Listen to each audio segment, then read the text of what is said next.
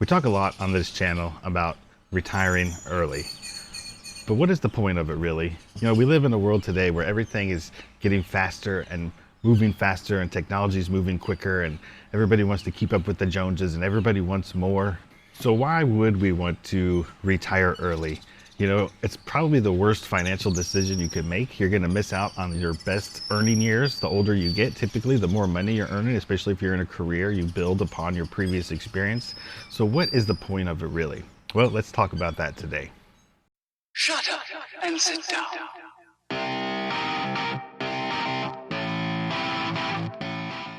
I think what it all comes down to is, how do you know when enough is enough? This is a topic that is debated endlessly. There's thousands of videos here on YouTube about this. I myself have done several videos about it.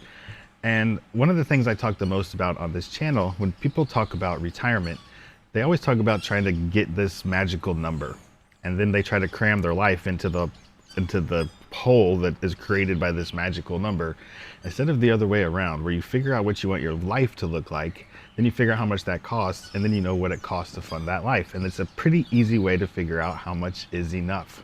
Obviously, you're going to want to have a buffer zone, but I recently heard someone talking about working for free. I'm going to explain that in a second, but before I do, if we haven't met before, my name is Jeff. This is the Retire Mentality channel. It's a place where I want to change your mentality about retirement, and I try to bring up some ideas, a lot of times just to get your brain going, to look at your retirement in a new way and see that early retirement is an actual possibility for most of us. So I just recently saw this in a comment over on Two Sides of Fi, and somebody brought up the point of working for free, where after you hit your financial independence number, and then you hit your buffer, and then maybe you hit your buffer to your buffer, and you still have the one more year syndrome, because it just always seems like it's hard to walk away from that money that just keeps coming in, to go from earning to go to spending.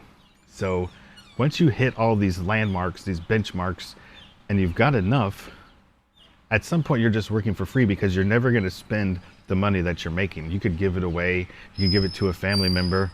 I mean, the money can go somewhere, but you're not going to get any benefit from the extra money that you're working for.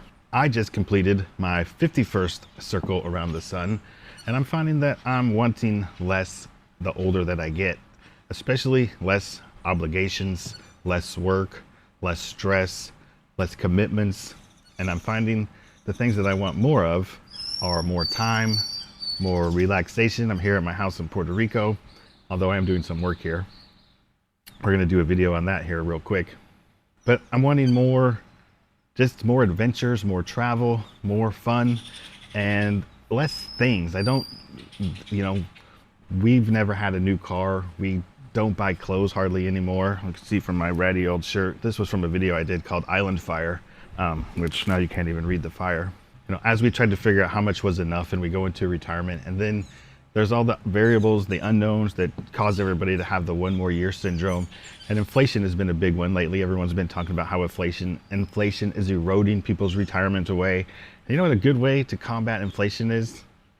To buy less stuff, to consume less, to have less things, to learn to live on the things that you already have. You know, one of the greatest lessons I learned when I lived in St. Thomas, which is just right over here, I can almost see it from the beach, was living with the things that you have. When you don't have a Walmart, you buy less stuff. When you don't have an Amazon or a Temu that just delivers free shit to your house that you don't need anyways, you just have less stuff. You spend less money buying things that you didn't need in the first place.